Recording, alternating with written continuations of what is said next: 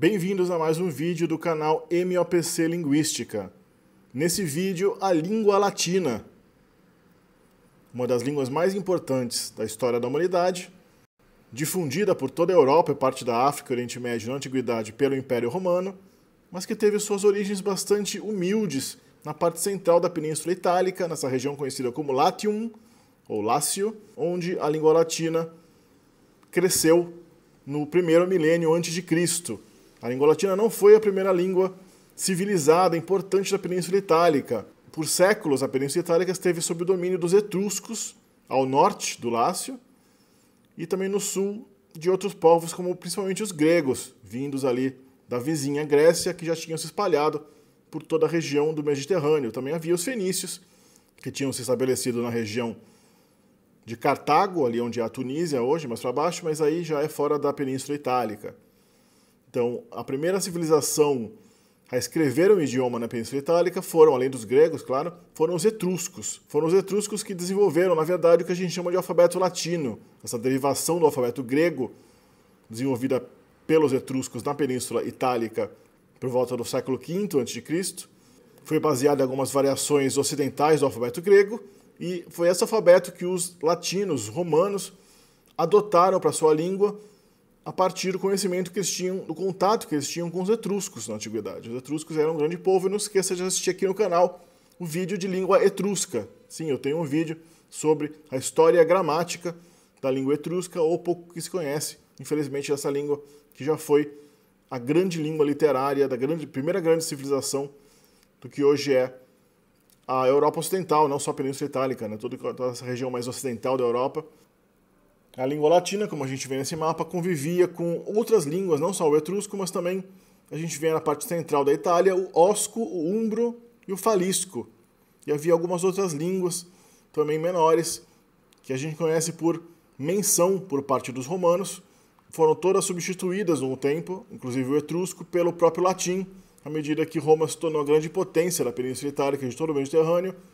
O osco, o umbro e o falisco, que eram línguas aparentadas ao latim, foram extintas. E essas línguas mais ao norte da Itálica, como o rético e o ligúrio, bem como o messápico, na região da Península de Salento, cuja filiação ao latim não é conhecida. A gente acha que o rético e o ligúrio eram línguas não latinas. O osco, o umbro e o falisco eram línguas chamadas itálicas. O nosso ramo do indo-europeu não é chamado latino. A língua latina, o ramo latino, é um ramo dentro do ramo itálico, que se destacou do indo-europeu na remota antiguidade, ao qual provavelmente também pertencia o venético, como a gente vê aqui nessa árvore evolutiva das antigas línguas itálicas.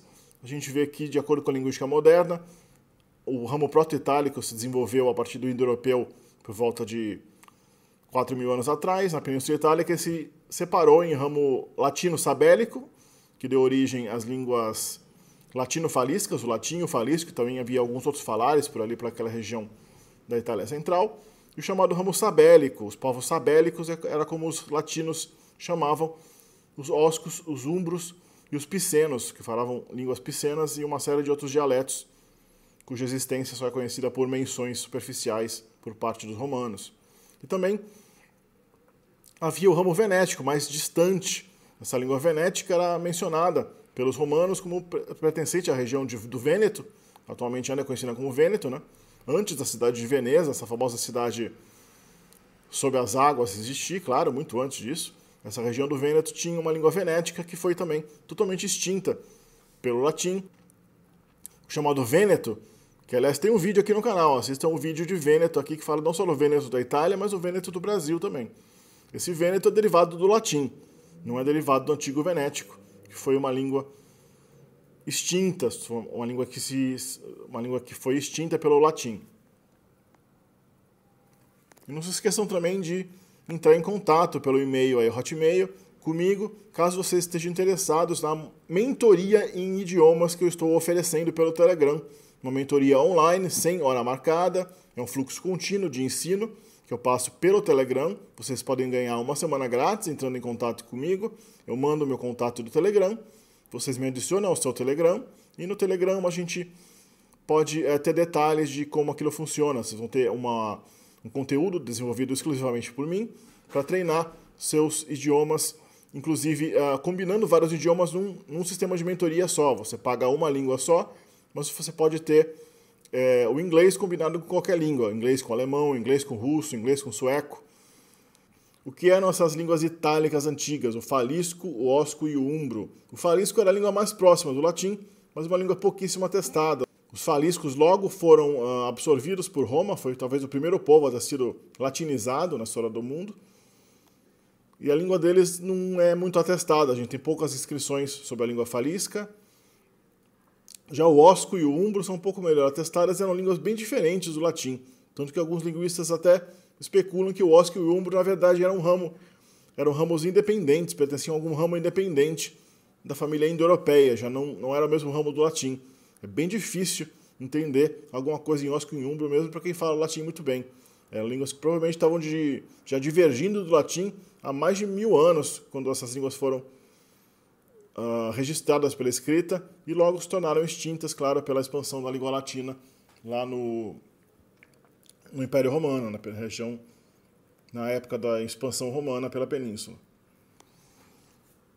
Então a gente vê aqui os numerais nas principais línguas itálicas antigas, eram bem parecidas entre várias línguas. A gente vê que nas línguas sabélicas o qua inicial vira p, né? Uma coisa bem comum nas línguas do mundo, né? No próprio romeno, o qua inicial de 4 vira patro, né? Patro em romeno. E no osco e no umbro a gente tem petora, petiur, petur para a língua 4, também o quinque do 5 vira pompe, pumpe. Uma coisa bem típica da evolução de várias línguas, e também ocorre em vários outros ramos da língua da família indo-europeia. O latim em si era uma língua predominantemente SOV, ou seja, sujeito, objeto, verbo. O verbo ia geralmente no final das frases. É uma língua com preposições. O sintagma nominal em latim varia muito, mas tipicamente é DNA, ou seja, determinante no começo, nome no meio e adjetivo depois do nome. A língua latina tinha 3 gêneros, como é típico das línguas indo-europeias, masculino, feminino e neutro. E o sistema nominal do latim incluía 5 casos de declinação, como a gente vai ver daqui a pouco explicado claramente. Aqui o sistema pronominal do latim. O sistema pronominal tipicamente indo-europeu. A gente tem aí já os casos, né, que aparecem em toda a parte nominal do latim. Nominativo, acusativo, genitivo, dativo e ablativo. Na última coluna a gente tem os possessivos pessoais, né? Meu, teu, dele, nosso, que eram adjetivos, né? Eles flexionavam de acordo com a palavra possuída. Então aí a gente vê a forma masculina singular nominativa, mas tinha as formas femininas, neutras e todos os casos também do possessivo como um adjetivo normal. Então meus no masculino, mea no feminino, tuus, tua. Só o de terceira pessoa que não variava porque já era ele mesmo um genitivo, né? Então, o eios, aí, eorum, earum já são em si genitivos dos pronomes, então eles não têm variação porque não são adjetivos, são pronomes no genitivo. O noster vira nostra, o vester vira vestra, etc. Com a preposição cum, que significava com, a preposição era sufixada aos pronomes no ablativo. Então, em vez de falar cum me, você falava me cum. Cum te, que seria contigo, seria te cum, nobis cum, vobis cum e secum, que é consigo, né? É daí que vem, na verdade, as nossas formas comigo, contigo, né? Por que é irregular no português, no espanhol, a preposição com os pronomes? A gente não tem com mim, nem com ti, nem com si, nem comigo, é porque os latinos falavam assim, no latim vulgar o me cum foi complementado por um com anda antes dessa expressão redundante, com me cum, com te cum. Então, com me cum virou comigo, com te cum virou contigo, com se cum virou consigo, etc. A gente vê também que o latim perdeu totalmente o dual do antigo indo-europeu. Vejam aqui essa tabela de pronomes em sânscrito, onde no meio da tabela, né, nas 3 colunas do meio, nas 3 linhas do meio, a gente vê ainda o sistema de pronomes duais. O dual era muito típico das línguas indo-europeias antigas e ainda estava presente no grego antigo, na maioria das variantes de grego falado no primeiro milênio a.C. A gente tinha um dual bastante presente, mas o grego também perdeu o dual, assim como as próprias línguas derivadas do sânscrito também perderam o dual com o tempo. Na verdade, a língua indo-europeia que preserva o dual hoje só tem o esloveno. A única língua indo-europeia que preserva o dual até hoje é o esloveno, uma língua eslava. Então, o que são esses casos de declinação, né? Os casos de declinação são formas que o substantivo e toda a parte nominal, né, pronomes, adjetivos, demonstrativos, são formas que essas palavras adotam para indicar a função delas dentro da frase. Então, o caso nominativo é o caso básico, tipicamente serve de sujeito dos verbos. O acusativo é o objeto direto dos verbos. O genitivo é o possessivo, que vale a de, né? O dativo, tipicamente, é objeto indireto, a pessoa que recebe alguma coisa para quem, ou a coisa para a qual você faz algo, ou dá algo. O ablativo já é um pouco mais complicado, né? O ablativo latino é resultado da fusão de casos mais antigos indo-europeus que se perderam com o tempo, acabaram assumindo a mesma forma e se fundiram. Houve o sincretismo de caso em algum período da evolução das línguas itálicas, e o latim, exceto por alguns resquícios fósseis, não tinha mais os casos antigos instrumental e locativo, que indicavam o instrumento da ação e a locação. O ablativo indicava a origem de um movimento, né? Eu venho de algum lugar.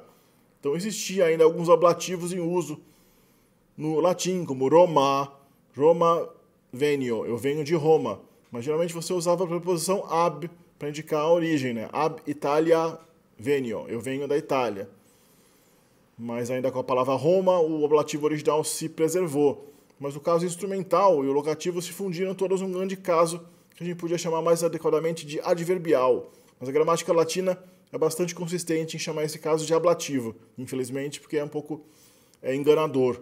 Essa denominação é um pouco enganadora. Na verdade, esse último caso é a fusão de 3 casos, tem várias funções, e é usado com um monte de preposições em latim. Geralmente, no latim clássico, esse caso é usado, quando ele é usado sozinho, sem preposição, ele indica o modo ou instrumento da ação. Então, é um caso bastante instrumental, na verdade. Raramente ele indica a locação, sem preposição, precisa de preposição para ser locativo, né? E para ser ablativo ele também precisa de preposição. A preposição ab, do latim, leva ao ablativo. E a noção de ablação, a noção de origem de um movimento, só pode ser expressa por essa preposição. Não tem como usar o ablativo sozinho, exceto em casos fossilizados, né? Então, geralmente, na verdade, ele é mais um instrumental, um adverbial de modo, do que outra coisa no latim. Aqui a gente vê a declinação de uma palavra feminina, da chamada primeira declinação. Os substantivos em latim, os outros elementos nominais, tinham uma série de paradigmas de flexão que tradicionalmente são chamados de primeira, segunda, terceira, quarta e quinta declinações. A primeira declinação é das palavras femininas terminadas em A, que se declinam dessa maneira, vista aí na palavra anima. Plural animae, animam, animas, no acusativo, né? O genitivo animae, genitivo plural animarum. O dativo é igual ao genitivo, nesse caso, animae. Dativo plural animis. E o ablativo, animo e animis, no plural. Observe que o dativo e o ablativo plurais são iguais nesse caso.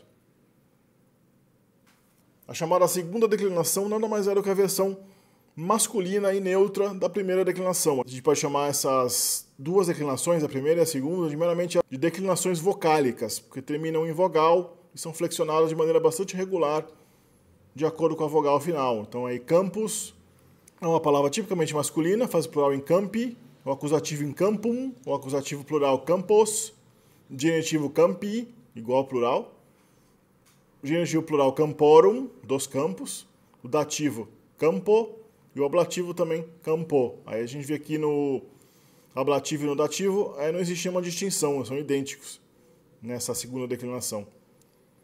O substantivo templum é a mesma coisa de campus, exceto que no nominativo e no acusativo são iguais, porque originalmente o gênero neutro era relacionado a coisas inanimadas, né, e não tinha muita importância você fazer uma distinção entre algo que realiza a ação e sofre a ação, né? Tipo, um objeto animado só sofria ação, então ele já começa com o sufixo que é o sufixo de acusativo, o sufixo de objeto do verbo, né? Não tinha originalmente neutros que fossem sujeitos do verbo. Com o tempo isso se perdeu, isso mudou. Mas só o masculino é que tem, porque o masculino se refere a homens, né? E o feminino que se refere a mulheres, e homens e mulheres têm agência, ou seja, vocês podem ser sujeito de um verbo, vocês podem realizar uma ação. Mas no latim clássico, é claro, como em todas as línguas indo-europeias, os substantivos neutros, o sistema de gênero ficou todo embaralhado e os substantivos neutros já apareciam na posição de sujeito sem problema, né? Mas a gente vê aí uma lógica muito interessante, né? O neutro não tem diferença entre fazer, entre sujeito e objeto. Ele já tem, por natureza, a terminação de um objeto, a terminação de uma coisa que sofre ação. Você vê que ele tem o M aí, igual o masculino, quando ele vai para o acusativo, ou seja, quando o masculino sofre a ação, ele passa até a mesma terminação do neutro. Campum, né? Assim como templum. Alguns exemplos de uso da declinação. A gente vê campus bellus est, com adjetivo, né? A palavra campus concorda com belos, a palavra belos concorda com campus, então a gente tem campus bellus est, o campo é belo. Templum bellum est, o templo é belo. Aí o adjetivo bellum concorda com templo. Campum video, aí a gente vê a palavra campum no acusativo, campum video. Dominus campi, o senhor, o dono do campo. Aí o campo está no genitivo. Homo animam habet, o homem tem uma alma. Aí homo animam, no acusativo. Habet, o homem uma alma tem. Homo in campo est, o homem está no campo. A gente vê aí um ablativo de posição com a preposição in, que tipicamente levava o chamado ablativo, né? Aquele caso adverbial. Mulher in campo it. Aí a gente vê, na verdade, o campo no acusativo, porque quando a preposição in indicava movimento, ela levava ao acusativo, como é típico de várias línguas indo-europeias até hoje. O alemão e as línguas eslavas têm essa distinção curiosa das línguas indo-europeias, onde as preposições que levam um caso forte, um caso adverbial, quando elas dizem a posição fixa, quando elas passam a significar um movimento para, elas levam o acusativo. É interessante essa característica bem marcante das línguas indo-europeias também presente no sânscrito.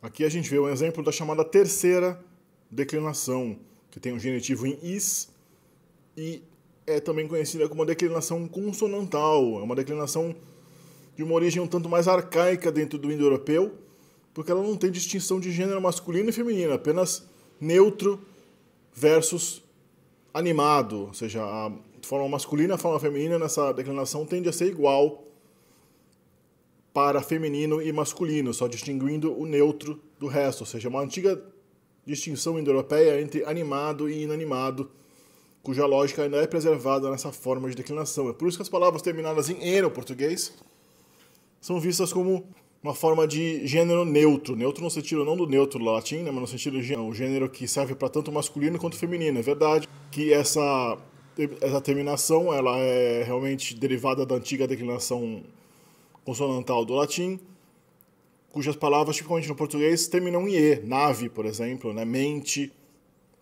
ponte, uma série de outras que justamente herdam esse paradigma de meramente distinguir entre o neutro e o animado, sendo que também as palavras neutras sumiram no português, então a gente só tem, na verdade, uma forma que terminada em "e", que vale tanto para o masculino quanto o feminino. Tem gente hoje em dia pensando em colocar tudo "e" no final das palavras para perder a distinção entre o masculino e o feminino que a gente vê naquelas declinações como a primeira e a segunda anteriormente, onde existe uma clara distinção entre o masculino e o feminino, bem como o neutro, né? Na terceira declinação, essa distinção não existe. E a gente vê aí também umas terminações um pouco diferentes. No genitivo plural, a gente tem o "ium", é muito comum. Essa da terminação também é mais arcaica do indo-europeu, ela é bem antiga, né? E no dativo plural e ablativo plural, a gente tem o famoso a terminação "ibus", que é bastante comum também presente nas línguas eslavas, no sânscrito, no antigo persa. Essa terminação era bastante comum nos casos fortes indo-europeus antigos. Aqui algumas palavras da terceira declinação. É interessante que a terceira declinação tipicamente tem um nominativo terminado em "s". O "s" marca o singular nominativo, a forma básica da palavra. E como no latim encontros consonantais com "s" são proibidos, a gente essencialmente perdeu a consoante final da palavra, só o "s" ficou no caso do nominativo. Então aí no caso, em vez de "peds", que seria a forma arcaica do nominativo da palavra pé, a gente tem "pes". Só na declinação, quando ele ganha terminações que começam por vogal, é que a gente vê o "d" voltando à existência. A consoante original, que foi perdida para evitar o encontro consonantal, ela volta à vida quando os sufixos vocálicos são adicionados. Então, o genitivo de pes é pedis, o acusativo pedem. Então, como as palavras latinas evoluíram para as línguas latinas a partir do acusativo singular, menos o M, então a gente tem aí pede nas línguas latinas, né? Piede, em muitas línguas latinas, preservando o D. Mens, que é a palavra mente, no latim arcaico deve ter sido mentes. Com o tempo, tss virou s só. O T se perdeu no acusativo, no nominativo, mas no genitivo, nos outros casos, a gente tem mentis, mentium, mentes. Pars, parte, virou partis. Lex, legis. A lei. Rex, regis. O rei. Vox, vocis. A voz. Miles, militis. O soldado. Iter, itineris. O caminho. Caput, capitis. Plural, capita. Aqui a gente vê palavras da terceira declinação que são do gênero neutro. As palavras da terceira que são neutras fazem o plural em A, porque A é o plural do neutro. Tipicamente os substantivos neutros em latim, como a gente já viu lá em templum, fazem plural com A. Então capitis é cabeça, caput é cabeça, capitis é genitivo, né, da cabeça, e o plural nominativo, plural é capita, cabeças. Tempus, para genitivo temporis, plural tempora. Genus, generis, genera. Opus, que é um trabalho, uma obra, faz operis, ópera. Onus, faz oneris, onera, que é um fardo, uma ocupação. Oneris. Daí vem onerar, né, claro. Nomen, que é nome, da nominis, nomina. Corpus, corporis, corpora. Corpo do corpo, os corpos. Então a gente sabe por aí por que palavras como tempo derivam adjetivos como temporal. Por que é temporal e não tempal? Porque, na verdade, a raiz da palavra tempus em latim não era temp, era tempor. A gente só vê a raiz das palavras da terceira declinação na forma conjugada, né? No genitivo ou no plural, onde a gente tem a raiz total da palavra exposta. Então, o adjetivo de tempo é temporal. Genus é generalis, general. Opus, a gente tem ópera, obra, né? Que vem aí do plural, na verdade. As línguas latinas herdaram o plural da palavra opus através de ópera, que tem a gente tem no português obra, né? E onus, a gente tem onerar, desonerar, que vem aí de desonerar, tirar um fardo de alguém, tirar uma ocupação de alguém. Nominis, a gente tem nominal, né? Nominativo, nomeação. Corpus, por que tem corporal? Por que tem esse or no final? Por que não é corpal?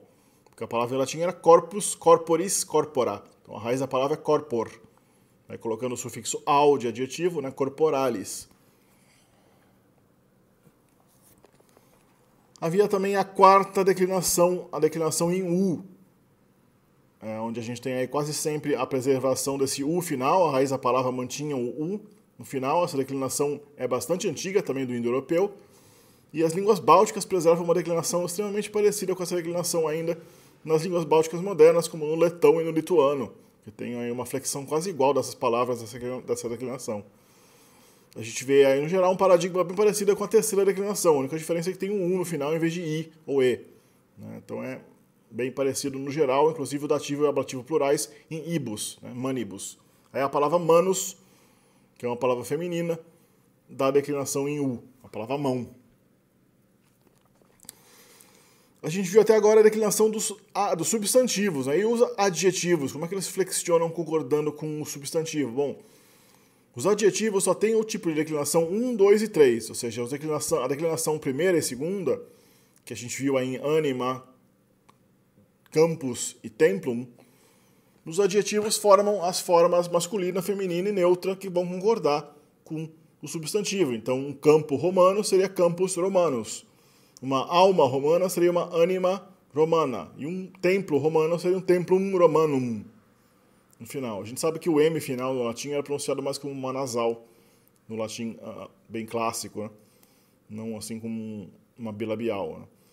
Fortis, aí a gente vê mais uma característica, como eu já falei bastante, da terceira declinação. Os adjetivos de terceira declinação têm a terminação igual para o masculino e para o feminino. Fortis no masculino, fortis no feminino, mas no neutro, forte. Isso é o reflexo de uma antiga distinção entre o animado e inanimado, né? Então, só tem uma distinção entre masculino, por um lado, o masculino e o feminino que representam o animado, por um lado.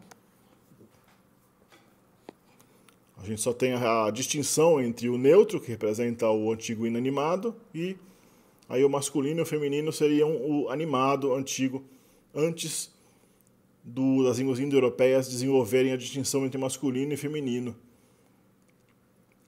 Que a gente vê aí, por exemplo, o hitita, que é a língua indo-europeia mais antiga, não tem nenhuma distinção entre masculino e feminino, só entre animado e inanimado. É uma língua que é conhecida em textos que são pelo menos umas 2.000 anos mais antigos que o latim. O adjetivo vetus mostra aí um caso de um adjetivo que tem também um tema irregular, um tema obscurecido pelo S do nominativo, né? Vetus no nominativo, mas genitivo veteris, plural, neutro, vetera. O sintagma nominal, como eu já disse, é tipicamente DNA, como as línguas latinas são até agora, né? Mas o latim tinha muita flexibilidade quanto a isso. Então, muitas vezes o adjetivo vinha antes do nome, etc. Né? Hic domus magno, ou hic domus magnus, essa casa grande. Haec anima fortis, esta alma forte. Mulier animam fortem habet. Mulier animam fortem habet. A mulher tem uma alma forte. A gente vê aí a mulher no nominativo, né? É uma mulher. Animam fortem está no acusativo, por isso termina em M. O M é a marcação nasal, tipicamente é a marcação de acusativo em quase todas as línguas indo-europeias, né? Como no latim. Animam fortem, né? O acusativo de anima fortis. Habet é o verbo ter no presente, habet. No latim clássico, provavelmente na época de Júlio César, ainda se pronunciava o H como uma aspirada mesmo, habet. Tá? Se perdeu com o tempo. A gente dá uma olhada aqui nos demonstrativos do latim. Tem o hic, haec, hoc, que é o este, né, do latim. A gente vê a declinação aí nos vários casos e gêneros, inclusive no plural também, para quem quiser anotar. O outro demonstrativo era ile, ila, ilud. Esse é muito importante porque o artigo definido das línguas latinas, bem como o pronome de terceira pessoa das línguas latinas, deriva desse demonstrativo. A palavra ele, ela, em português, deriva disso aí. Ele vem de ila, ila. E também um artigo definido, como eu já disse, deriva desse demonstrativo, que era aquele no latim antigo. Então a gente tinha, né, ila fenestra virou la fenestra. Perdeu a sílaba inicial, né, o i inicial, e só sobrou a forma com L depois.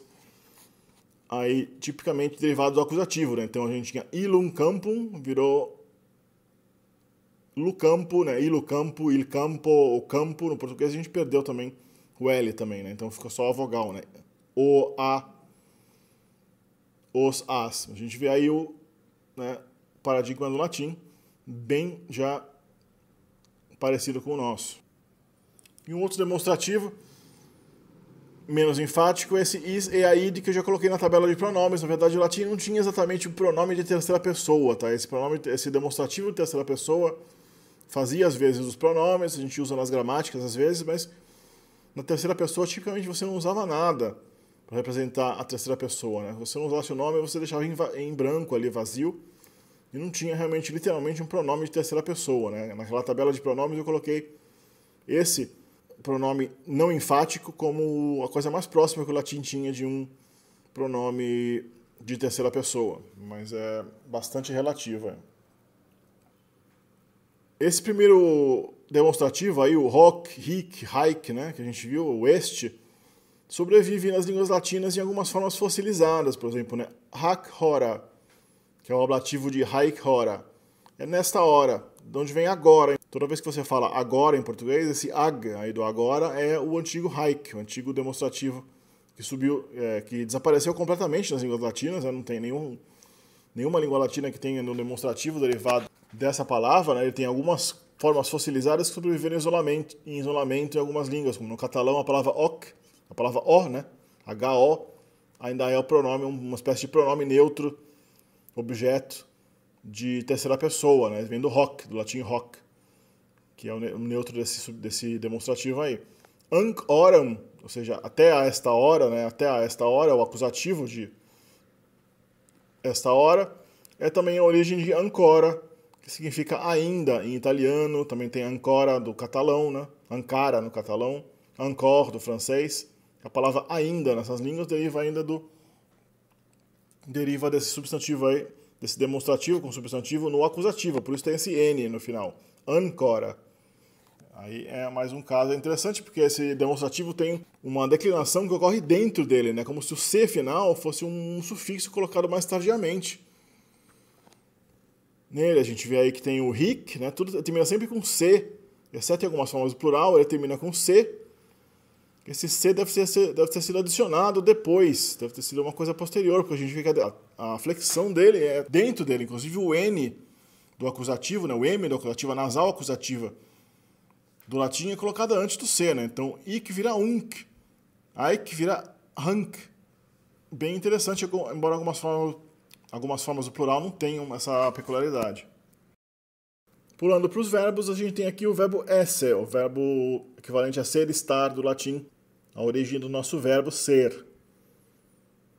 No presente a gente tem sum, eu sou, es, est, sumus, estis, sunt. Tem o imperfeito eram, eras, erat, etc. É o era, né, do português. O futuro, que se perdeu completamente nas línguas latinas. A gente tinha um futuro muito estranho do latim, que era derivado do imperfeito, né? Com a base do imperfeito você formava o futuro, não só desse verbo irregular, como tinha alguns verbos regulares, ele tinha essa similaridade com o imperfeito, às vezes. Então a gente vê aí, ero, eu serei, eu estarei. Eres, tu serás, tu estarás, etc., né? E o passado perfeito, fui, né, que é derivado daquela forma alternativa indo-europeia, né, que era o bu do sânscrito, né, que deu origem ao bi do inglês, ao bit do russo. No latim esse B virou F, e a gente tem aí o fui, fuite, fuimos, fuite, fuerunt. O verbo portare é um exemplo já de um verbo bastante regular. Assim, a gente vê aí o paradigma do verbo mais típico, mais regular do latim. No presente, porto, portas, portat, portamus, portatis, portant. Extremamente familiar para nós ainda, né? O imperfeito, portabam, portabas, portabat, que equivale ao nosso levava, né? Portava, carregava, o passado imperfeito. O futuro, que tem esse mesmo B no final, esse mesmo ab no final, mas depois as terminações são diferentes. Portabo, portabis, portabit, portabimus, portabitis, que é o futuro. Eu levarei. E o perfeito com um sufixo labial, é aui, portaui, portauisti. Já existia portaste também. Muitas vezes o labial tinha sumido aí, o som aí do V, né, que é o som de W, tinha sumido aí nessa forma da segunda pessoa e já tinha portaste no latim, igual ao nosso paradigma neolatino, né? Tu portaste, tu levaste. Portavimus, deu portamos, né, etc. Portaverunt, deu portaram, nas línguas latinas. O latim também tinha as formas passivas da declinação. Coloquei aí só o presente para exemplificar. Essas formas passivas sumiram completamente das línguas latinas. Não tem nenhum vestígio. Provavelmente já no latim vulgar do Império Romano, na Antiguidade, essas formas já começaram a cair em desuso bastante rapidamente e foram substituídas por formas perifrásticas, né? A passiva perifrástica com o verbo auxiliar, mais o particípio passado que a gente tem hoje universalmente nas línguas neolatinas, né? Se bem que o latim também tinha uma forma perifrástica passiva, que era a forma do perfeito. A gente tinha portatus sum. Portatus sum é eu fui levado. Literalmente é eu sou levado, né? Eu estou levado. No sentido de eu fui levado. Portatus est.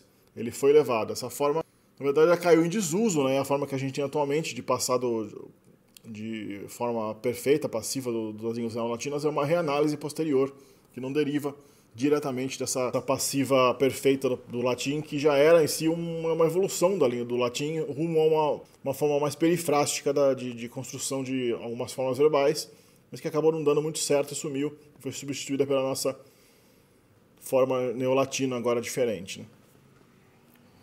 Também havia os particípios, né? Particípio presente, portans, que é uma palavra de terceira declinação, né? Portans no nominativo, portantis, aquilo que está levando, né? Carregador de, portante. Portandus é aquilo que deve ser levado. Esse andus no final fazia um particípio debitório, ou seja, aquilo que deve ser feito, um debitório passivo. Seria, né, como a palavra amanda. Amanda é aquela que deve ser amada. E também tinha o particípio futuro, portaturus, aquilo que será portado, aquilo que será carregado. De onde vem também futuros, né? Futuro era o particípio futuro do verbo ser, do latim, de onde vem a própria palavra futuro. A segunda conjugação dos verbos latinos terminava em E, como a gente tem até agora no português. Tinha uma outra conjugação em E que a gente vai ver depois. Essa segunda conjugação fazia um passado em UI, ou às vezes com um infixo S, né, no final, um sufixo S, que já fazia ela parecida com a terceira conjugação que a gente vai ver daqui a pouco. E também tinha alguns verbos que faziam um passado bem arcaico, com uma reduplicação na primeira sílaba, como a gente vê aí em mordere, cujo passado perfeito é momordit. Ele mordeu. Essa duplicação na primeira sílaba é uma característica bastante arcaica das línguas indo-europeias que estava presente bastante claramente no grego. No grego, o perfectivo do verbo, passado perfeito, é formado sempre com essa duplicação aí, que a gente vê. E no sânscrito também. Mas no latim ele existia só em algumas formas. Deve ter mais ou menos uns 12, 13 verbos latinos que têm duplicação no perfeito. Mas na maioria dos verbos essa duplicação, essa chamada reduplicação indo-europeia do perfeito, foi perdida.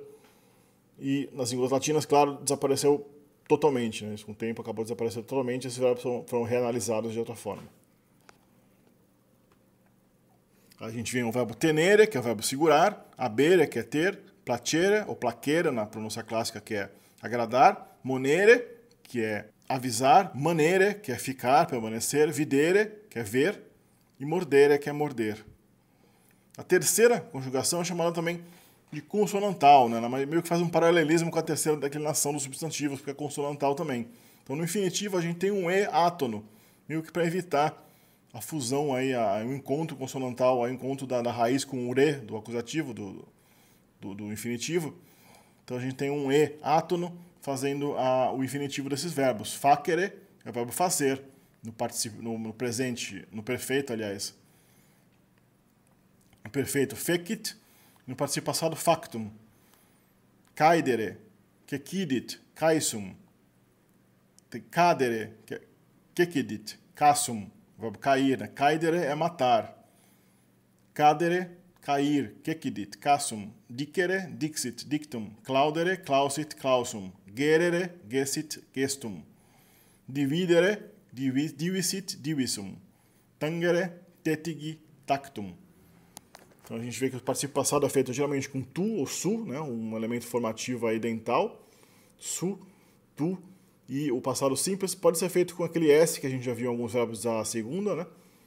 Mas tem também muitas reduplicações aí, como a gente vê em cecidit, cecidit, tetigi também, que é o passado do verbo perfeito, do verbo tangere, que é o verbo tocar. Então a gente tem aí fazer, matar, cair, dizer, fechar, gerenciar, dividir e tocar. O verbo tocar, tangere, né? A origem da palavra tangente, tangencial. E o participio passado dele, tactum, é a origem da palavra tato, em português, né? Aquilo que foi tocado, o ato de tocar alguma coisa. A gente vê que no passado perfeito ele tem também uma duplicação da primeira sílaba, tetigi.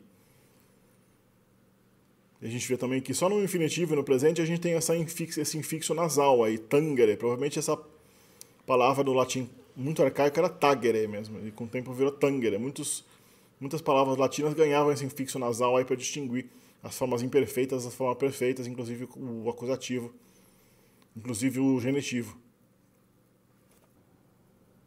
E tinha, claro, a quarta conjugação em I.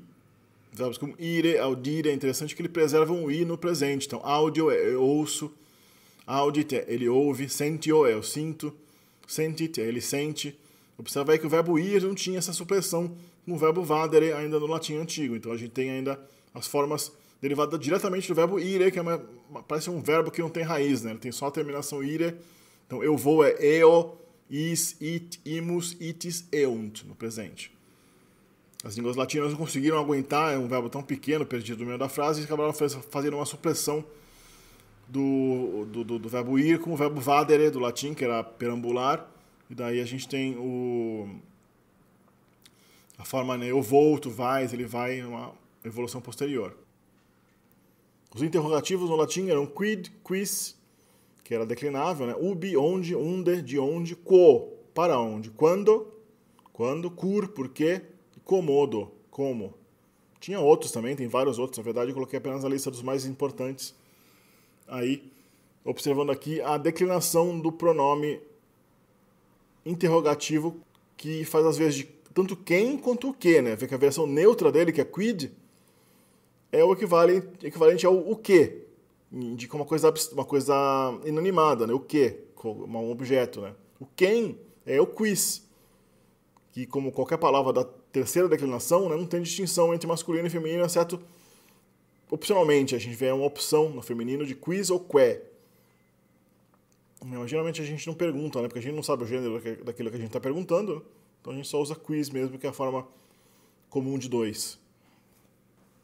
Uma palavra bem parecida com o interrogativo, o pronome interrogativo, né, quiz, quid, era o pronome relativo. O latim tem orações relativas, né, como é típico das línguas europeias. E a gente tem, por exemplo, vir, quem, vidisti, pecuniam, habet. Pecuniam, habet. O homem que você viu tem dinheiro. Aí o pronome relativo, quis, aparece no acusativo quem.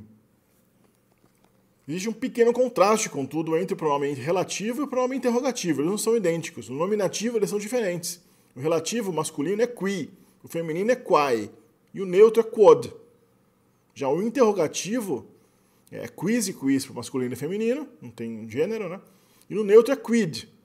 Então, mas os casos declinados são iguais para ambos, o interrogativo e o relativo. Aí eles perdem a distinção totalmente. Então a gente tem a palavra, por exemplo, quem vides, quem você está vendo, quem você vê. Quid vides, o que você vê.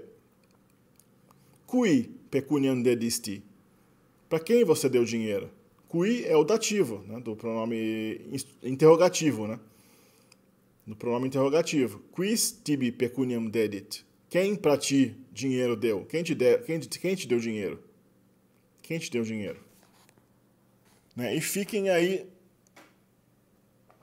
na espera, porque logo logo vem aqui uns vídeos explicando como que o latim evoluiu para as línguas latinas, né? Como é que deu exatamente a evolução da língua latina dessa forma clássica que a gente conhece aí das gramáticas para o latim vulgar e da língua latina vulgar, os vários latins vulgares que existiam pelo Império Romano, como que isso acabou evoluindo na direção das línguas latinas, como é que o latim virou o português, por exemplo, como é que o latim virou o romeno, como é que isso aconteceu, né? Eu vou dar passo a passo a transformação de cada frase do latim até virar uma frase no português, para vocês verem a evolução em cada forma intermediária, atestada ou suposta, para explicar exatamente como é que foi o processo de evolução das línguas latinas a partir da língua mãe latim. E não se esqueça de assistir também a série de línguas latinas aqui no canal, que já foi postada faz bastante tempo, né? É uma série de 3 vídeos falando da evolução e da classificação das principais características gramaticais de todas as línguas latinas, inclusive línguas latinas extremamente obscuras, como o piemontês, o friulano, o siciliano, o napolitano, o aromeno, o megleno, romeno, valão, o arpetano, o catalão, o galego, o antigo aragonês, o provençal. A gente tem línguas latinas também, vídeos específicos de línguas latinas comuns e incomuns. Tem um vídeo de francês, uma série de gramática italiana aqui, o vídeo de romeno, vai sair o vídeo de espanhol e já tem um vídeo de galego, de catalão e de occitano, que é o provençal. Também aqui no canal tem um vídeo de piemontês, que é um dos meus favoritos, né? E vai sair uma série de outros vídeos sobre as línguas latinas, em todos os seus aspectos, em todas as suas histórias, evoluções e fonéticas e riqueza, ainda no futuro. Eu espero que esse vídeo tenha sido interessante, né? Considere uma contribuição para o canal através do Apoia-se, né? Considere entrar em contato comigo também se você quiser tutoria, mentoria em idiomas, os principais idiomas europeus, especialmente inglês e alemão, que são os favoritos, né, da especialidade da casa. E deixe seu comentário abaixo se você quer alguma língua, algum tema de linguística abordado, fale qual é a sua pedida, a sua recomendação aí na seção de comentários, né? Deixe seu like se você realmente gostou do vídeo e se inscreva no canal se você quiser continuar acompanhando nosso conteúdo e a gente se vê no próximo vídeo.